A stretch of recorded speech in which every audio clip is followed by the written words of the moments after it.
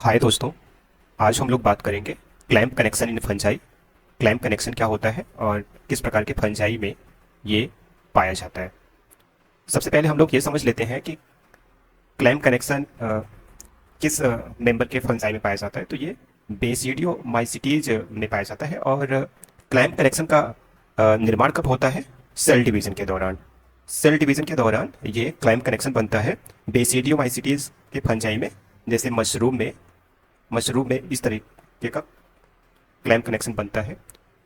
Clamp connections basidiomycetes में पाई जाने वाली विशेष पार्श्व संरचनाएं हैं जो द्विकेंद्रकीय कवक तंतु डाइकैरियोटिक हाइफी में सेल डिवीजन के दौरान केंद्रक वितरण न्यूक्लियर डिस्ट्रीब्यूशन सुनिश्चित करती हैं। तो ये डाइकैरियोटिक हाइफी में बनता है। आगे हम लोग चित्र की सहायता से समझते हैं कि ये पूरा प्रोसेस कैसे होता है। जैसा कि हम लोगों को पता है कि हाइफी दो तरह की हो सकती है, एक मोनोकैरियन और मोनोकैरियोटिक और एक डाइकैरियोटिक। तो ये जो हाइफी है डाइकैरियोटिक माइसीलियम है। और डाइकैरियोटिक क्योंकि इसमें दो न्यूक्लियस है, एक ये है और एक ये है, दो तरह के न्यूक्लियस है, इसलिए इसको क्या बोल रहे हैं? Dikaryotic mycelium. अब इसमें क्या होता है, यहाँ पे एक नोच बनता है, नोच बन रहा है। और यहाँ पे हम लोग देख रहे हैं कि जो न्यूक्लियस ये वाला है ये भी अब आगे की तरफ बढ़ रहा है और ये वाला भी आगे की तरफ बढ़ रहा है। तो ये जो न्यूक्लियस है ये नोच की तरफ आगे बढ़ रहा है और ये तो अंदर ही आगे बढ़ रहा है। इसके बाद देखते हैं, इसके बाद यहाँ पे तीन तरह की सेल बन गई। एक को बोल रहे हैं टर्मिनल डाइन्यूक्लियेट सेल, दूसरा है सब टर्मिनल यूनिन्यूक्लियेट सेल और तीसरा है क्लैंप कनेक्शन, क्लैंप सेल। तो यहाँ पे तीन तरह की सेल बन रही है और यहाँ पे हम लोग देख लेते हैं कि ये जो न्यूक्लियस था ये आगे बढ़ता हुआ ये क्लैंप सेल में पहुंच गया। तो यहाँ पे तो दो न्यूक्लियस दिख रहे हैं, इसलिए डाई न्यूक्लियेट सेल बोल रहे हैं। और जो नई बनी है उसको क्लैंप सेल बोल रहे हैं। और एक यहाँ पे और सेल बनी है जिसको सब टर्मिनल यूनिन्यूक्लियेट सेल बोल रहे हैं। तो यहाँ पे तीन तरीके की सेल बन गई। अब आगे हम लोग देखते हैं कि आगे क्या होगा। आगे ये वाला जो क्लैंप सेल है, क्लैंप सेल का जो न्यूक्लियस है, ये जो नई सब टर्मिनल सेल बनी है उसका न्यूक्लियस इसमें आ जाएगा यहाँ पर। तो इस वाले डायग्राम में हम लोग देख रहे हैं कि क्लैंप सेल का जो न्यूक्लियस था ये सब टर्मिनल सेल में आ गया है। तो यहाँ पे हम लोगों को अब ये भी जो है डाइकैरियोटिक बन गया और ये वाला भी डाइकैरियोटिक हो गया। तो यहाँ पे ये पूरा प्रोसेस इस डायग्राम के माध्यम से हम लोग देख पा रहे हैं कि क्या हो रहा है। तो यहाँ पे जो संरचना बनी है इसको क्लैंप बोल रहे हैं। तो एक बार फिर से हम लोग देख लेते हैं कि डाइकैरियोटिक जो माइसीलियम होता है उसमें दो न्यूक्लियस पाए जाते हैं, n प्लस n। यहाँ पे हम लोगों ने देखा कि ये न्यूक्लियस जो फर्स्ट न्यूक्लियस है और सेकंड न्यूक्लियस, फर्स्ट न्यूक्लियस में एक के सामने एक उभार नोच बनता है और ये इसकी तरफ आगे बढ़ता है।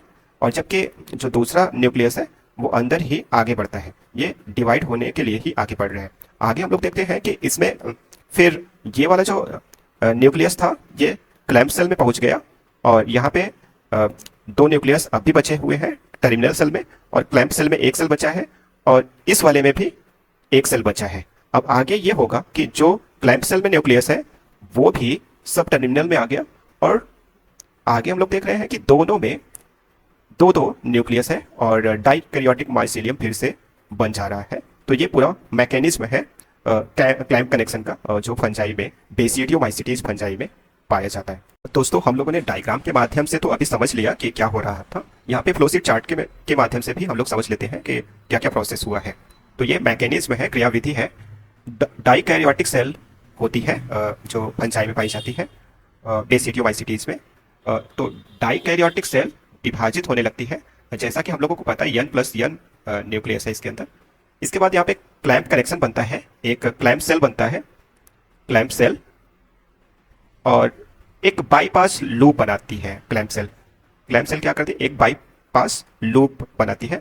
अब पेरेंट सेल से ही साइड में कुछ वाल निकलती है जिसको क्लैंप सेल बोल रहे हैं और यही जाके फिर क्लैंप कनेक्शन बनाता है। आगे ये होगा कि एक न्यूक्लियस, पहला जो न्यूक्लियस है क्लैंप में जाता है, क्लैंप सेल में, और दूसरा वाला तो आगे बढ़ता रहता है। अब मिटोसिस होती है, मिटोसिस के बाद ये दोनों जो न्यूक्लियस है डिवाइड हो जाते हैं। जो एक क्लैंप वाला न्यूक्लियस है क्लैंप सेल का न्यूक्लियस एक होता है और एक जो तीसरी सेल बनी है जिसको नई डाटर सेल बोल रहे हैं। तो क्लैंप सेल का जो न्यूक्लियस है वो हम लोगों ने देखा था डायग्राम में, वो नई डाटर सेल में जो सब टर्मिनल सेल है उसमें पहुंच जाता है।